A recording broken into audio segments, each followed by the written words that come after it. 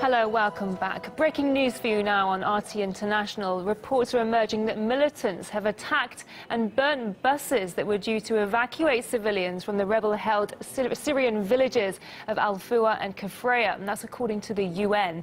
Evacuation of people from there had been one of the milestones of the deal struck between the Syrian government and the opposition, which was to escort militants and civilians from eastern Aleppo. Well, for more on that, I'm now joined live by our correspondent Lizzie Phelan, who's in Syria. Lizzie, thank you for joining us by phone. What more can you tell us about these reports? Well, yet again, it looks like this evacuation deal is on the rocks, the last stage of it.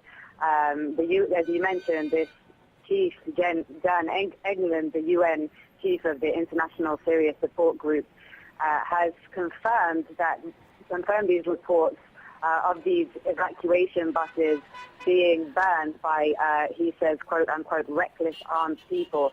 And those buses were supposed to be transporting injured civilians from two villages in the province of Idlib, which is a rebel stronghold called Foua and Kefraya, which has been under siege by rebel forces now for years. And the evacuation was part of the overall deal to see rebel fighters and their families and other civilians evacuated from East Aleppo, which the full completion of that evacuation has been stalled now for several days because of reported violations by rebels, including the prevention of these buses leaving from Foua and Kefraya. Now, there's also been a video released online, which we haven't yet been able to verify, where we can see these green evacuation buses burning and armed men nearby them cheering. Now, some reports suggest that it was Nusra fighters, or the fighters from the formerly named Jabhat al-Nusra, now named Jabhat Fatah al-Sham,